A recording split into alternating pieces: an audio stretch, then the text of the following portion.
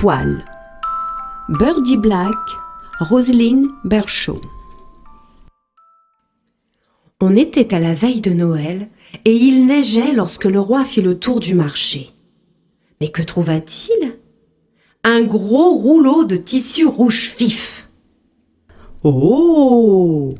Ce tissu est si doux et d'un si beau rouge. Oh, idéal pour Noël. C'est pile poil ce qu'il faut pour faire un manteau splendide à ma petite princesse. » Et il emporta le rouleau au château. Au château, les couturières se mirent à l'ouvrage, coupant, cousant, et à l'heure du déjeuner, le long manteau de la petite princesse était terminé. Le roi était enchanté. Il l'empaqueta dans du papier doré avec un ruban argenté tout autour. « Que faisons-nous des chutes ?» demanda une couturière. « Oh, pliez-les et posez-les devant la porte de service, » dit le roi.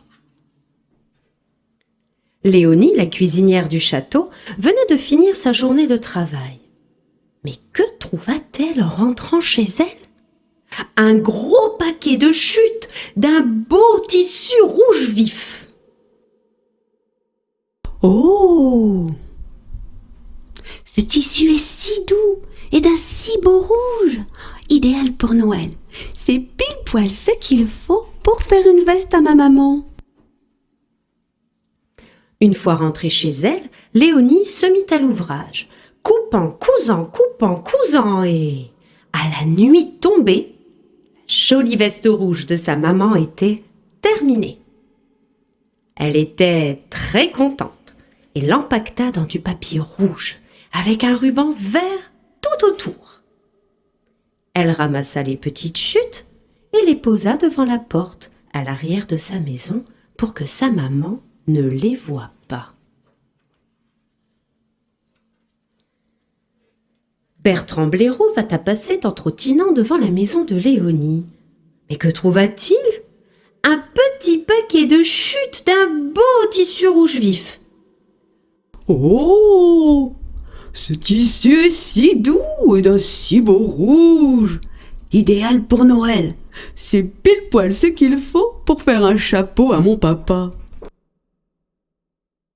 Une fois rentré chez lui, Bertrand se mit à l'ouvrage, coupant, cousant, et au 6e coup de la pendule, l'élégant chapeau de son papa était terminé. Tout content, il l'empaqueta dans du papier brun avec un morceau de ficelle tout autour. Il ramassa les petites chutes et les déposa à l'arrière de sa maison. Hector Écureuil vint à passer en bondissant devant la maison de Bertrand, puis s'arrêta brusquement. Mais que trouva-t-il ?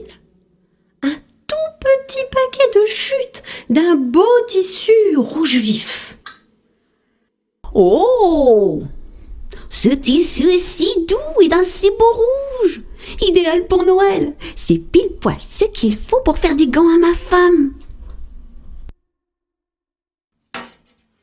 Une fois rentré chez lui, Hector se mit à l'ouvrage, coupant, cousant, et au moment où la lune se levait, les jolis gants de sa femme étaient terminés. Il les enveloppa dans une feuille qu'il attacha avec un brin d'herbe. « Heureusement que j'ai pu faire quelque chose pour qu'elle ait chaud aux mains. Le vent est glacé cet hiver. » Une rafale fit s'envoler par la fenêtre la minuscule chute de tissu rouge qui tomba tout doucement sur le sol enneigé. Il était près de minuit quand Sido la souris passa à petits pas devant la maison d'Hector. Elle était très fatiguée et avait froid, tandis que la neige tombait sur ses oreilles et ses moustaches. Elle avait cherché toute la journée une noisette à rapporter pour Noël à son petit Ludo, mais elle n'en avait pas trouvé. En passant au pied de l'arbre d'Hector, elle vit quelque chose de rouge sur la neige blanche. Qu'était-ce donc ? c'était le minuscule morceau de tissu. Oh! Ce tissu est si doux et d'un si beau rouge. Oh, idéal pour Noël. C'est pile poil ce qu'il faut pour faire une écharpe à mon petit Ludo. Ludo dormait déjà quand Sido rentra chez elle. Elle se mit à l'ouvrage, coupant, cousant, et alors que la bougie allait s'éteindre, l'écharpe bien chaude du petit Ludo était terminée. Comme elle n'avait rien pour l'empaqueter, elle la plia soigneusement et la déposa au pied de son brin de sapin. Et le jour de Noël, la princesse ouvrit son énorme cadeau doré. Et la maman de Léonie ouvrit son gros cadeau rouge. Et le papa de Bertrand ouvrit le papier brun de son petit cadeau. Et la femme d'Hector déplia la feuille d'arbre. Et Sido offrit son écharpe au petit Ludo. Et les cadeaux étaient si doux, d'un si beau rouge, et surtout pile poil ce qu'il fallait.